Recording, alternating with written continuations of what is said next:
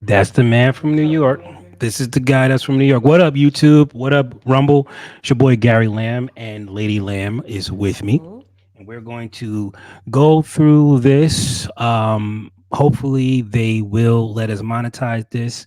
I'm not sure if they will, but if they don't, we understand it is what it is. But we definitely need to talk about this because this here is exactly what my wife and I have been warning against for the longest time, but we just didn't have any information or any type of anchor to talk about it in depth. So, without further ado, let's get to this interview. And the man you're about to meet is responsible for all of it, Dr. Jay Varma. I spent my career, I worked for the CDC for 20 years, so I kind of lived all over the world doing infectious disease work. So I used to spend time doing public health where I go to different, so I lived in Bangkok and in Beijing and in Ethiopia. So exciting. And so what I did was, my job was to go and help countries like build their systems to detect and respond to diseases. So kind of like during COVID where you had to set up a testing program and a vaccination program and you need to monitor the numbers. That was like the type of thing I did for my career at CDC, go to different countries and help them do that. The mayor's team contacted me because I was in New York before that.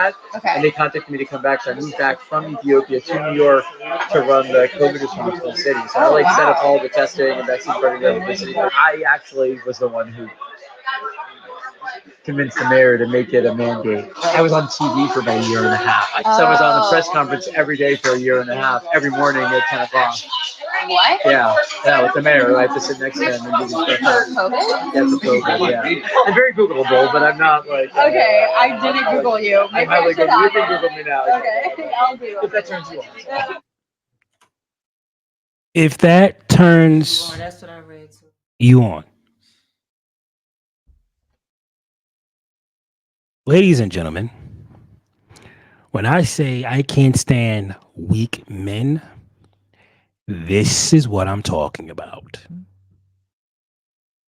Men that can be bought with sex. This man is on a date because he has an open relationship with his wife. And later on, he's going to explain all this to you. If you haven't seen this, he's going to explain all this to you. But the woman who's anonymous, obviously, shout out to her,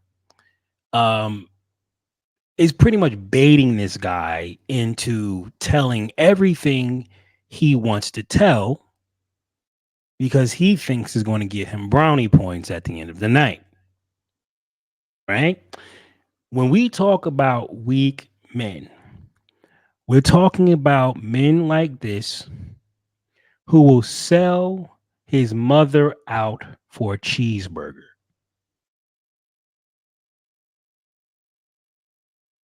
He thinks he's so cool. Because maybe this story do get him over, but notice he has no problem with expressing himself and talking about himself.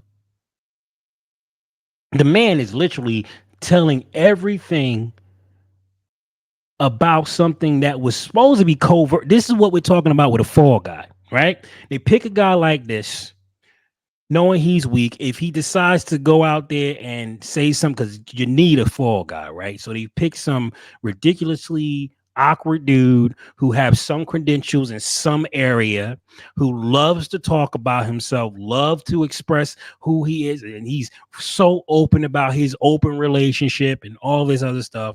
And this is the guy that he thinks he convinced the mayor. He thinks he convinced. No, sir, you was the fall guy.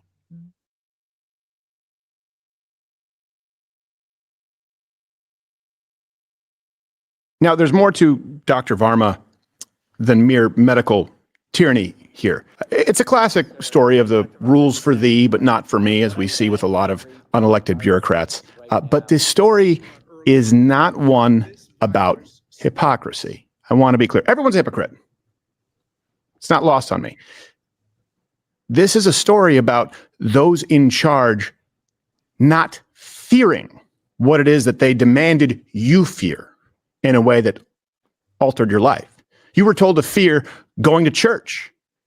You were told to fear meeting family, fear running your business, or even vote. Remember that? It was so dangerous, you needed to vote from home by any means possible, while you, the peasants, were locked down and not allowed to gather with more than 10 people at a time. Elites like Jay Varma, well, he was hosting sex parties.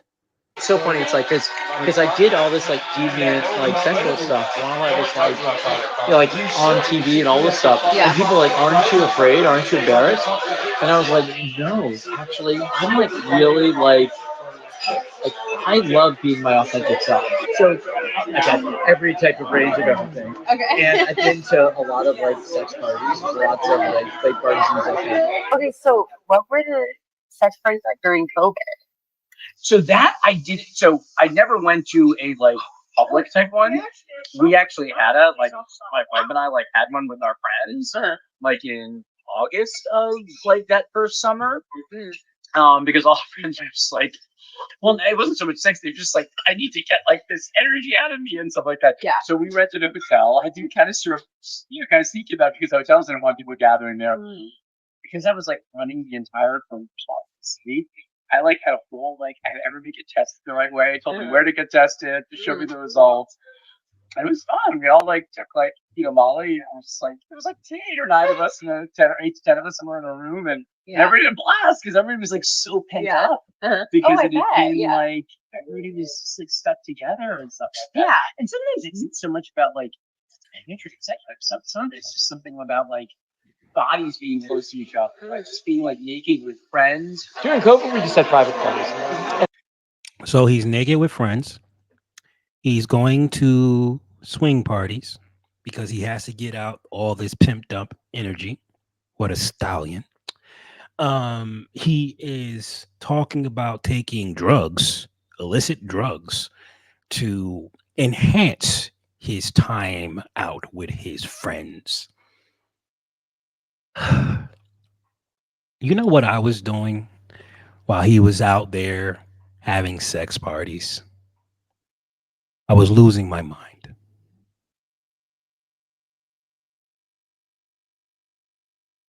Here's a man talking about me who has been working my butt off to get to where I was at that time, now being encouraged, not forced, because technically no one forced me to sit down, but encouraged to sit down because guys, I made videos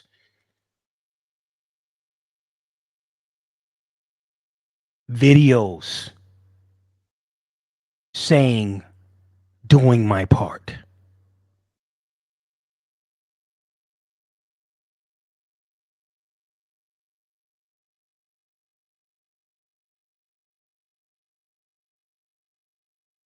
Fighting against what we are starting to see was a whole big ploy to take advantage of our country.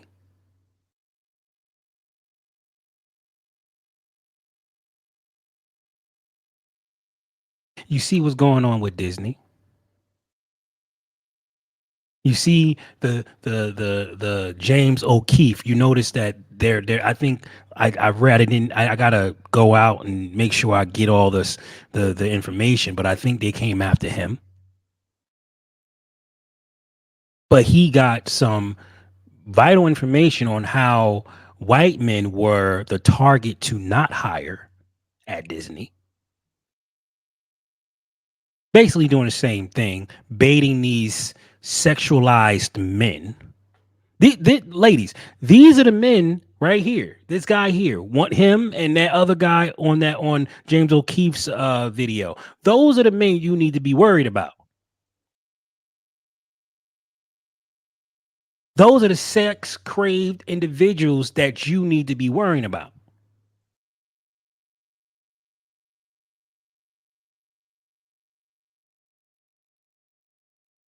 This guy talking about having sex parties, and I was fighting for my mentality.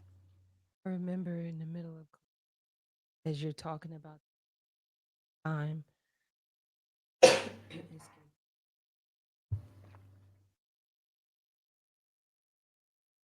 I'm envisioning our old place in New Jersey, renovated, and other people live there, and time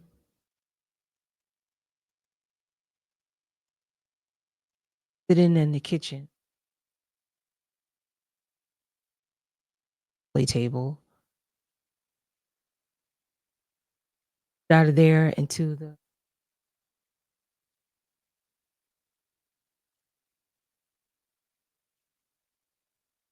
shop,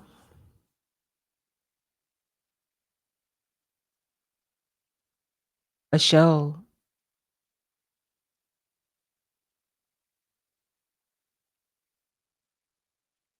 Like only some of y'all, if a group of y'all are still here from 2020, and all that. What the I'm talking about the one in his mother's house and was losing it. You only saw a part of it. It was horrible then.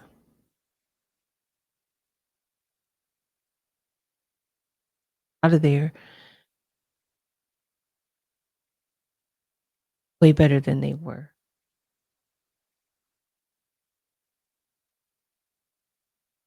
I remember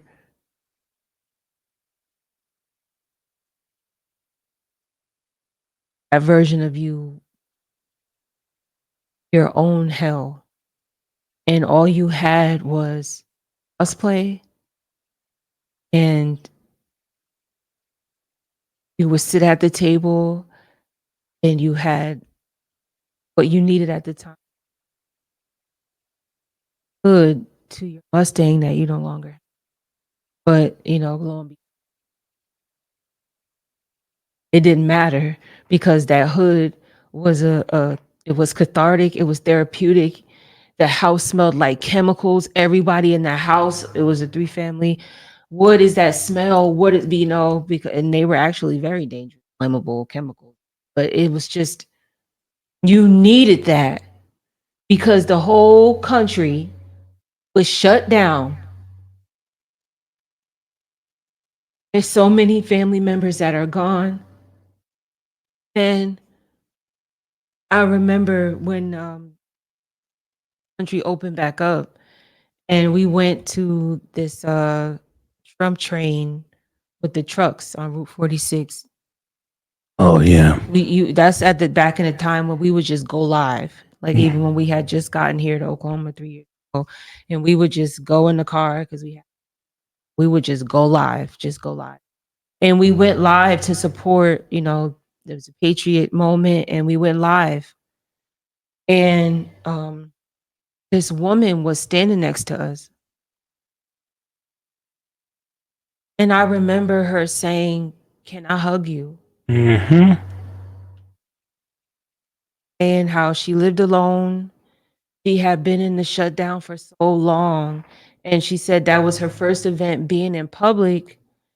And she was moved, like she was in tears. And I was moved to tears. She was like, "I'm not weird. I'm not, but can I hug you?"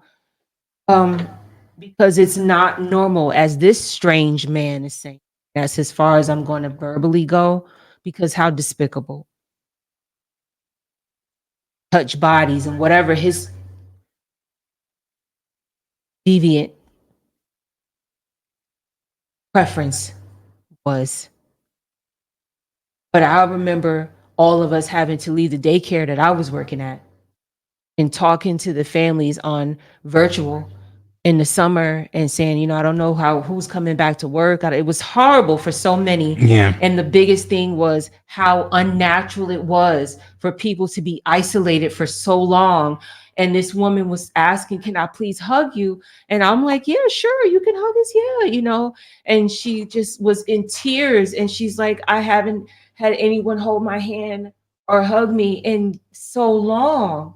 you know. And so to hear this person, this fall guy, even as it were, laugh and joke and on this date who, you know, girl has a dangerous job, feeling his guts about how wonderful of a time he had with his friends. Meanwhile, I'm looking for therapy and stuff from my husband. I'm online and on the medical department asking, you know, listen, could you meet us virtually? Nobody's taking no medication around here. We're not doing that, but we need some help here. COVID had affected that coronavirus affected people in such a drastic way that we are 4 years out. And to today, everybody is not all right. Things are not ever going to go back to normal again. I don't care what these people are feeding you, is not going to go back to normal. They don't care about you. But people have still not fully recovered where we used to just greet someone that we've never met or know and just shake their hands because that's the normal thing to do. People double back.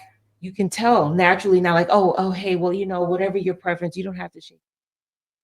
All of these psychological barriers, the kids, all the kids, and this man is joking. There were so many kids that got left back that year. Yep. The teachers, the students. I mean, our kids had gone through homeschool before, they've experienced before, so they did pretty well, and they were promoted, thank God, and all of that. But there were so many kids and faculty and staff who just, it was a nightmare. They were home all day. They couldn't function, and trying to regulate dealing with kids online, which you couldn't even deal with them in person. Now you got to deal with them online, and all the craziness that happened, and including and up until people losing their lives from this. And you hear this person laughing about it, kind of like, and I'm gonna say it, Harris laughing. Okay, so maybe, you know, at the time she didn't have validity and proof. Actually, I'm sure she did, that the animals weren't being taken and eaten and all of this kind of stuff in Springfield and the surrounding cities. But there were people and still are people, and now it's gone to other states that are overrun, that kids can't even move around in their classroom because it's too crowded. They can't get the medical care that they need. People that were waiting on waiting lists for housing have just been bumped off or put all the way at the bottom of the list for these migrants that were brought in, and laughing in people's faces, kind of like this man is, just laughing, just having a good old time when people were suffering. Anxiety, depression. I mean, people are still on medication today because of COVID. Everybody is not all right. Everybody has not bounced back. I'm painting a picture for y'all because it was horrible. Yes. We lived in Jersey at the time. He's talking about New York. It was terrible.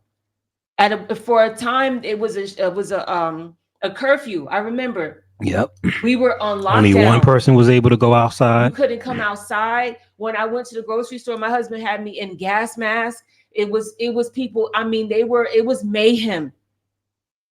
It was terrible.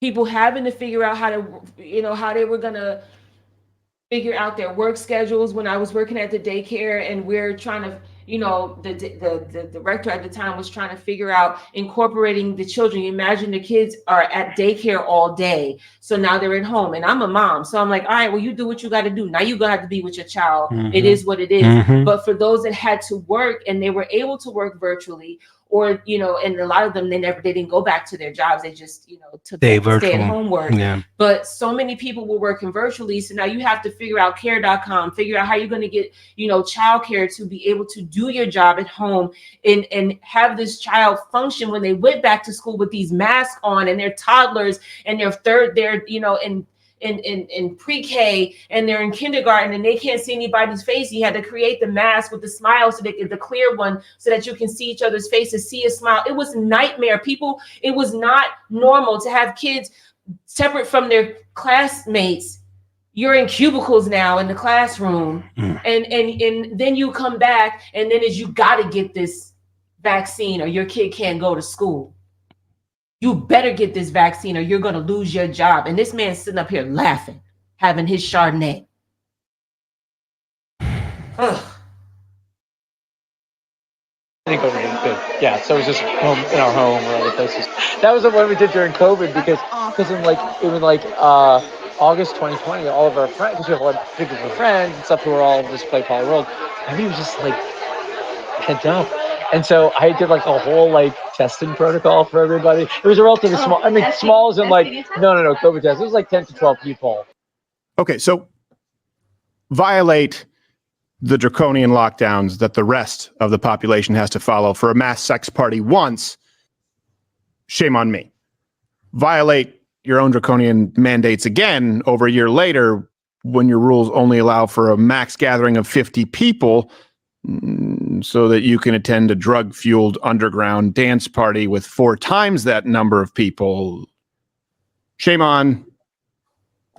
Now, officials say gatherings continue to play a role in the increase. While anyone planning on a big party, officials are telling you, think again. The only way I could do this job for the city was if I had some way to blow off steam every now and then. Do you think you'd have gotten like a hard time if like like New York City found out that you're having sex parties during COVID? Yeah. Yeah, it would have been real embarrassing. Yeah, you can keep it. Yeah, keep it. Actually, the only time I felt kind of nervous was fairly early on, right when we were about to do the vaccine mandate, right before we did it. I hadn't been to any like dance parties in New York City yet. And we went to some, we had a wild night, like we went to like a boat party, there's always dance parties on boats. And then we went to some like underground like dance party, like underneath the bank in Wall Street. And we were all rolling, we were all taking Molly, and everybody's high. And I was so happy because I hadn't done that in like a year and a half, like a year or whatever. And but I was looking around being like, I wonder if they seized it. Because this was not Wait, COVID when was friendly. that? It was like May or June of 2021. So it was like the spring. So the vaccines had become available, but nobody had really kind of thought about having like, well, I had never thought of going to a big scale party. Was the vaccine mandate out? Not yet. It was for small groups. It was for certain city workers, but there wasn't a citywide, you can't go to clubs or bars yet. That happened in June. So people were like losing their jobs at that time if they didn't get it? There might have been, but not it's a very small number of people. Most people, everybody can get a vaccine. How big was the party? 200 people. It was like the bottom of some bank. And then when your turn comes up to get the vaccine, we want you to get that because that is the path to parties. Okay, so that seems bad at first glance and second and all of them. But I'm willing to bet that giant sex parties are not what you missed most, and certainly not what you missed out on most during the COVID pandemic if you were in New York. Probably loved ones, holidays, family gatherings, especially around Thanksgiving and Christmas, that time where Governor Cuomo was sicking law enforcement on unsuspecting citizens and you were being chastised by your elected officials. What about that? What did Mr. Varma do then? Health officials discouraging travel during the approaching holiday season as scores of cities are dealing with surges in coronavirus cases. My wife's family was in Seattle and they went back over Christmas, that first COVID Christmas. I couldn't go because publicly I had encouraged New Yorkers not to travel. And so, the mayor was like, you really can't go with your family. You got to stay here. Because if they catch you if somebody takes a picture at the airport of you, they'll... Did the mayor know about your party? No. I'm talking about that part of my life. Yeah. Okay, that one's pretty rough too. But I'm sure these people believe some of what they espouse. For example, a lot of you who didn't get the vaccine, right? Because you believe there was some kind of natural immunity if you'd already had the virus, and you were told absolutely not. That's not the case, especially in New York, social distancing masks. You need a minimum of 4 doses of the vaccine. And if you're 50 years old or above, you need 4 doses. I'm sure that's consistent when they don't know cameras are running, right? I know people that won't have sex with someone that didn't get the COVID vaccine, and I don't know enough to know if that's It's bizarre. That's like a weird, I think it's a weird, belief that somehow, their body is different. It's not any difference at all. Everybody's been exposed to the virus. And you're exposed to the virus because it breathed on you or because you got it injected to you. It's the same immune response. Okay, so it turns out science is a thing, and that one looks kind of bad. But let's not rush to judgment. Don't write Dr. Varma off as some power-hungry villain just yet. Good people sometimes do bad things, or they make mistakes. Those in charge could still have been looking out for you, and in no way does this prove that people like Dr. Varma get a thrill out of psychologically manipulating people to abuse their own power, exert control, while completely disregarding the life-destroying rules that they apply to people like you, right? Right?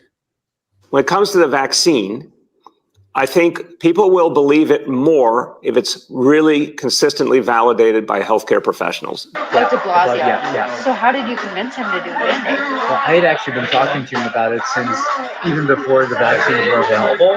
I was like, you're going to have to do it this way. And so we came up with this metaphor. We're going to like climb this ladder. We're going to first start voluntarily, and then we're going to keep pushing this. So the way we do it in public health is we make it very uncomfortable to be unvaccinated. And vaccines, it's like, oh, you can't get a job, you can't go to a restaurant, you can't go to school. It's like, so you get vaccinated. So was it technically like kind of forcing people? Yeah, that's what you force He's people. so smart, he's stupid. How dense do you have to be to know that this girl? Come on. And airbags. He's just going on and on. And it beeps all the time. So you can still drive with a seatbelt, right? The car doesn't shut off. But it beeps all the time. Right. That's so brilliant. Yeah, that's the whole idea. The whole idea is like you build barriers so that people are like, just gonna do it because I'm tired of being marked. So it was like kind of forcing. Yeah, and the whole point of the education is this is where I have like all these talks I give people in public health about it. It's like people think, oh, I'm going to give you lots of information so you'll do the right thing. No, the reason I keep you the information is so that I'm going to make it really hard to be unvaccinated. And then I'm going to also give you a lot of information about getting vaccinated and why it's good. So that once you finally say, good, I'm just going to get vaccinated, you at least know that, oh, well, at least they told me it's really safe. So do you understand the difference? They didn't get vaccinated because they heard it was safe. They gave in because it was really hard. It's not so much about finding them and arresting them. It's about making the default, what we call the default choice, the easy one. So you just have to do it that way. I mean, are people like homeless or not to deal with this on their own? No, that's why we require it. Smart. And that's why I told you about the education. It's like, I don't expect the education to change your behavior. I'm just going to make it really hard for you to do your job. And then I'll give you education so that when you finally give in, you'd be like, oh, well, I guess it was the right thing. Yeah.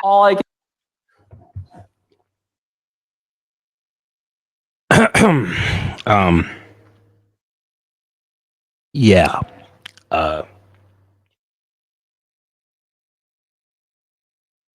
This is giving up your rights 101.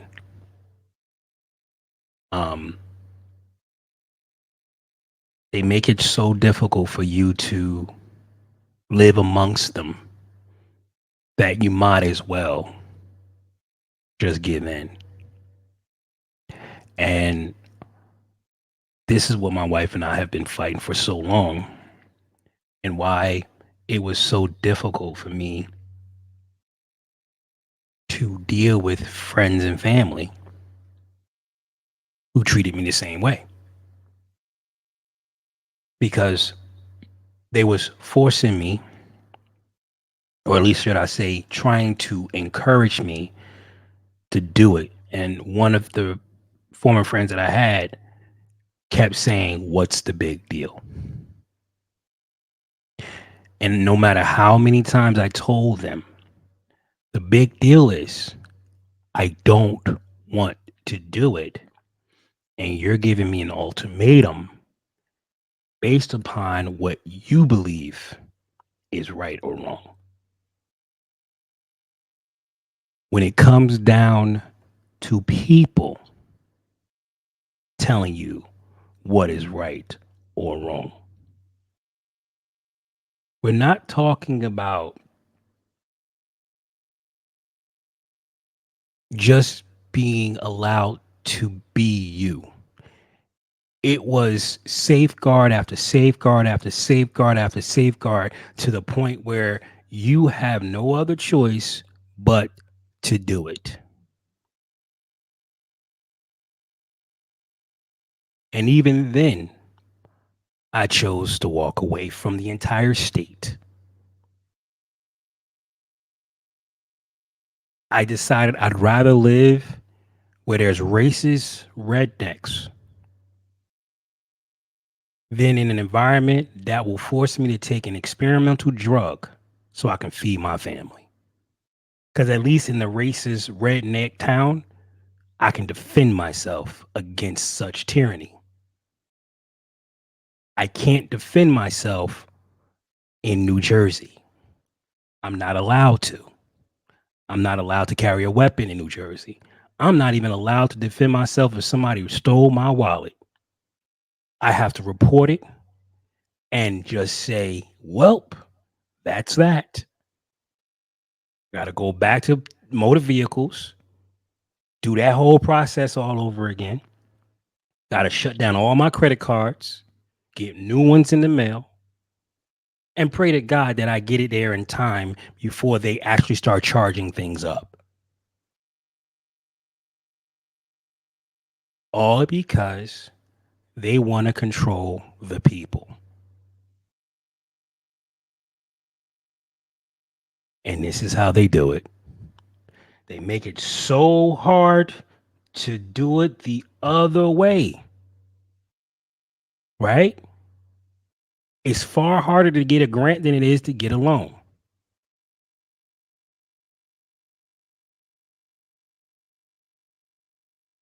It's far harder to save up $20,000 than to have Kamala come along and say, we're just going to gift you $20,000.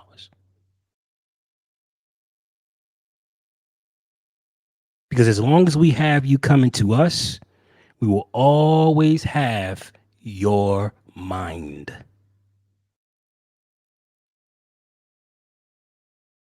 Don't think for 1 second people like this is not all over the place. They're filled. This country is filled with people that think like this. When they start saying the word, you want it to be safe, right? You want this, right? When they start doing that, just tell them, kiss my ass. I know what you're doing. And I'm not a fool.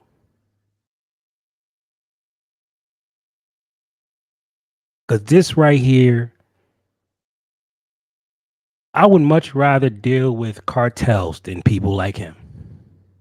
And I'm being straight. You can at least do business with the cartels. It's usually one-sided, but you can still do business with cartels. You can't do business with a piece of crap like this.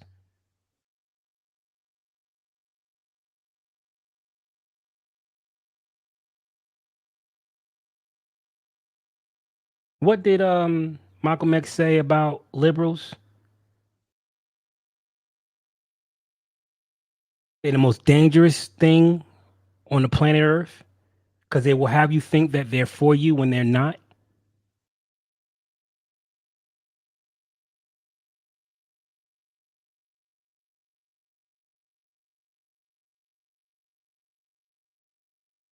People's lives was destroyed behind this, doctor.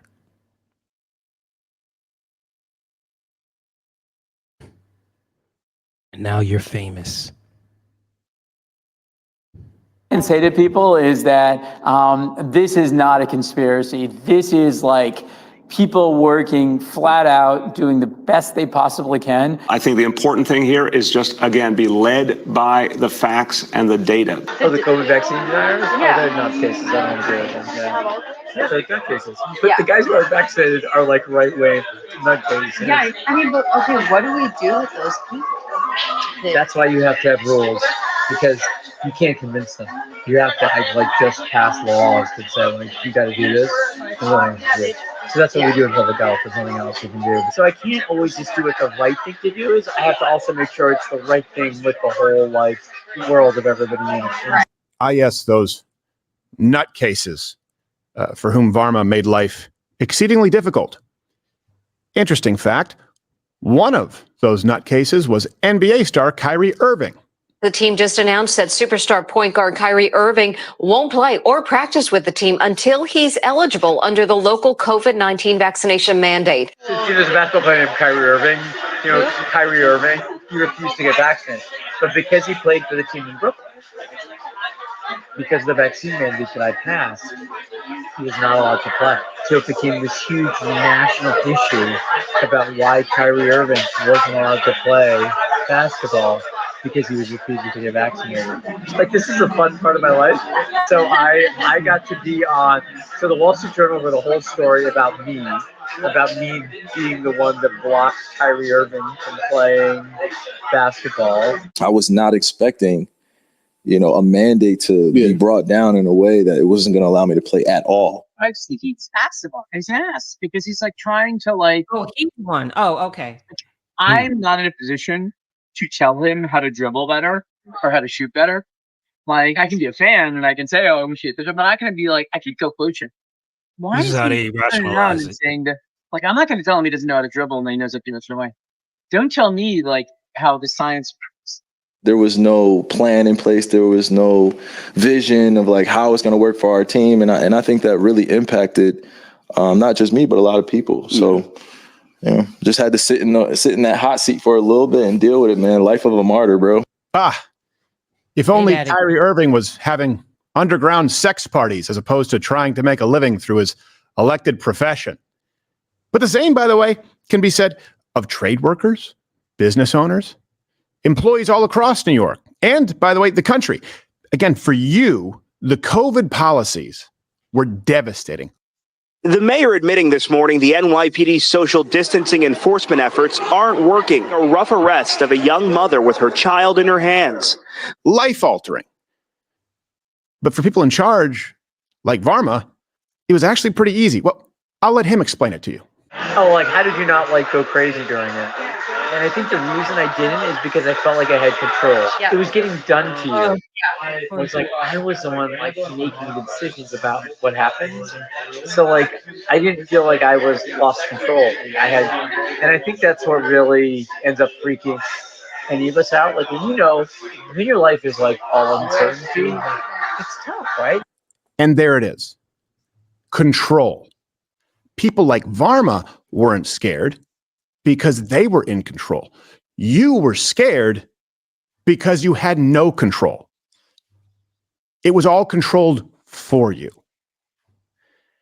And there will be another installment on this. But before we get to that, did I mention, in reviewing this footage, I couldn't help but feel compelled to meet Mr. Varma. And so I flew to New York. And we had a little chat. We may never be able to get them to answer. But today, I was able to ask Dr. J. Varma.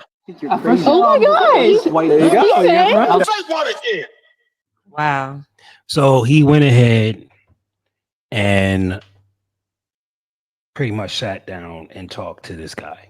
Now, we're not going to do that part. I think that this was more than enough for this channel. If you want to go watch that, you can do so. If you want to watch the full clip of this, you can also do so. Obviously, the links will be in the description. But I do wanted to talk about this a little bit more in depth when it comes down to it. It's very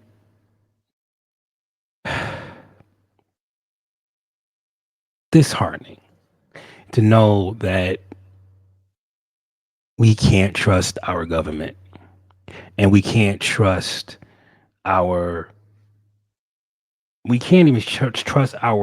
health providers. I mean, we can't trust them. I mean, look, They were forced to push this. Let's be honest. They made millions and millions and millions of dollars off of this, right? So they made a killing off of this. From supply chains, masks, needles, all kinds of people made money off of this because who was paying for all of this? The taxpayers, right? All right. It came out of our pockets, and we was funding something that our immune system could have handled. Right. So it's like the vaccine.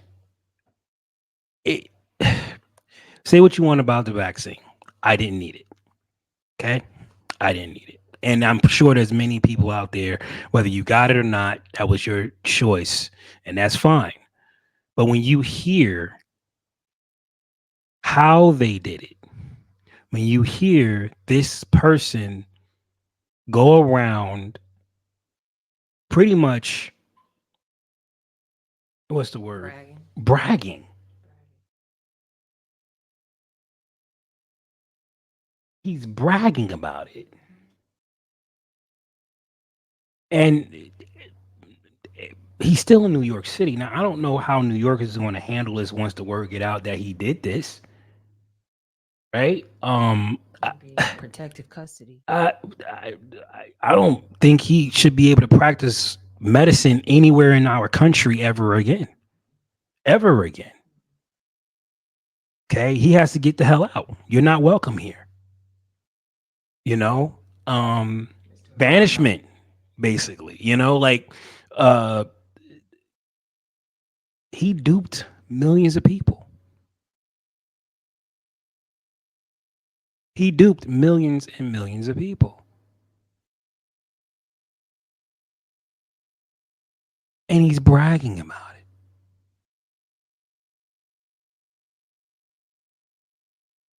Like, I'm sure there's people shaking right now because they lost a loved one due to the vaccination. And you can't blame the vaccination in that way, right? Certain reasons, whatever, I don't know. I'm not a scientist, but it looks like we can't trust our scientists anyway. So, what else can I say other than emotionally speaking, that person may blame the vaccine because you forced it onto people.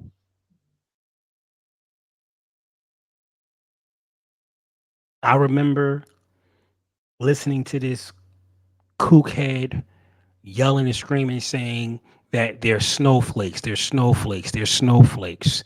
And I'm like, you don't know our history, sir. We're not snowflakes. We're used to the government experimenting on us.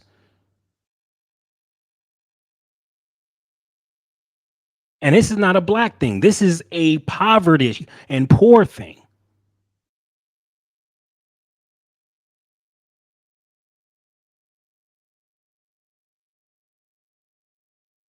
That mad scientist thing doesn't matter whether it's Frankenstein or Professor from the Powerpuff Girls. They're both same insane.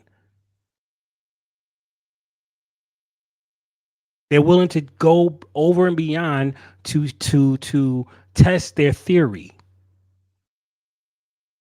even if it's at the cost of some people.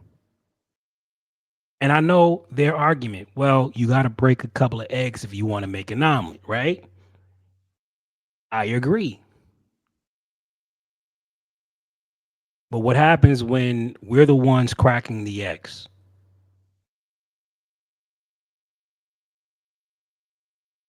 Ladies and gentlemen, we are in a very, very trying time in our country, in the world right now. Because who's to say that this plan wasn't in action for years already? And it was just pushed faster because Trump accidentally won the election. And I'm going to say accidentally because I don't think he was meant to win the election. You look at Pluto Nash, love that movie. But even in that movie, there's subtle nuances in that movie, subtleties that brings me to think that they really wanted Hillary to win that election. She was meant to win the next one. But Trump interfered with that. Now you can see why they can't have billionaires just roaming the streets. Everybody knows that the owner of Cash App was murdered, stabbed in the chest. What's happening with that story? Who knows about that?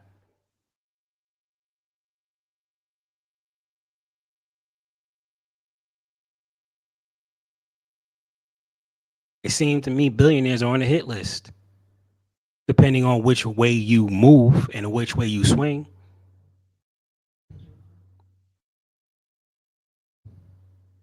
So it seems like they don't follow rules. So why are we still following rules? And I understand why a lot of patriots are following the rules because it becomes very bloody and there's a lot of people that should not die that will die to get to them.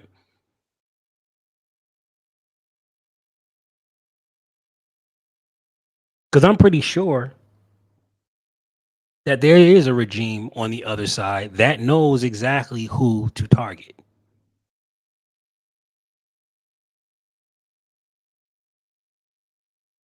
But there's far too many people in the way that they have to take out in order to get to that one person.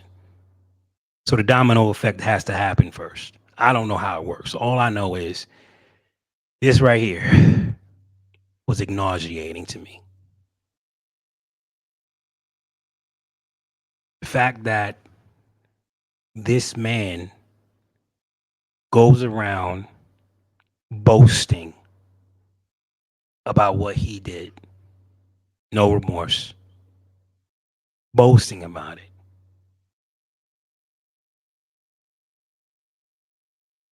People literally lost their jobs, their way of life, their businesses, their lives behind this mandate. Then they flooded. You have people that was traumatized because all they wanted to do was see their family, and they were traumatized by police officers.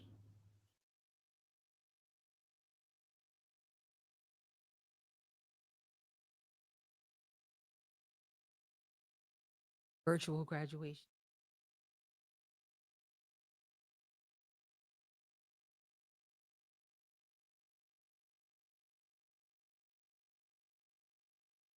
Mm. And they died. I remember.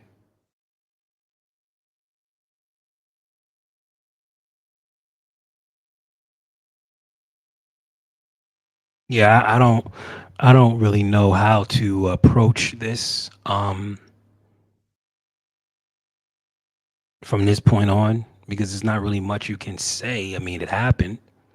We know people like this exist.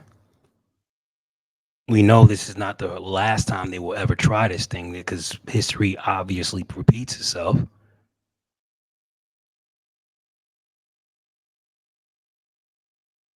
But, ladies and gentlemen, this is what happens when you have big government. When you're too busy to care, this is what happens.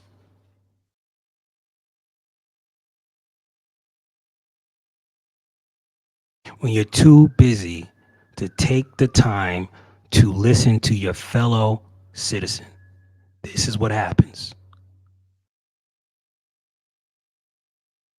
Who are you scolding me? I'm not scolding you.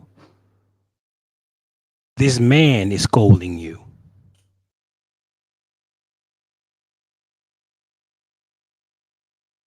And this is the reason why it's so hard to get the truth out. Because they have a whole machine designed, dedicated to lie to you, to deceive you, to manipulate you. Now, what they're going to say, what this man said was misinformation. That's not actually how it went down. Because you know they're going to discredit him in a heartbeat. He already discredited himself.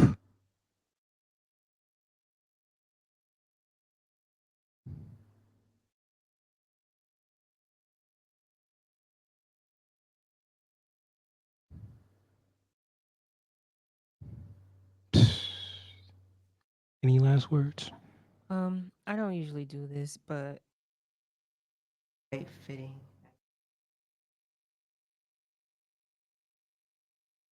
Deuteronomy 32:35. Vengeance is mine, and recompense. Their foot shall slip in due time. For the day of their calamity is at hand, and the things to come hasten upon them. Romans 12:19. Beloved, never avenge yourselves, but leave it to the wrath of God.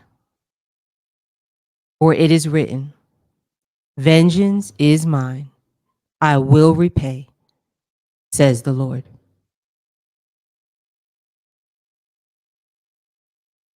Hallelujah. And I pray that this man finds the truth.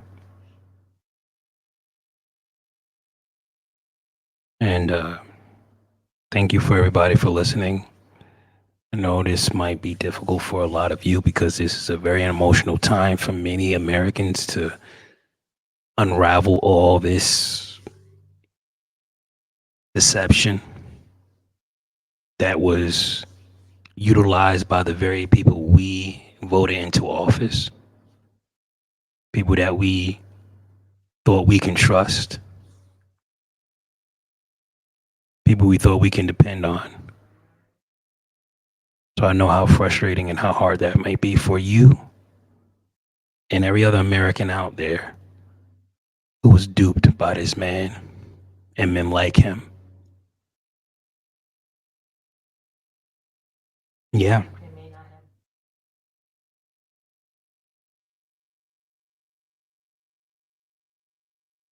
In our minds, like,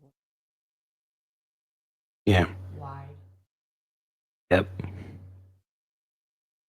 So there you have it. That's the end of this premiere. Thank you for coming. Sure hope you guys have a good one.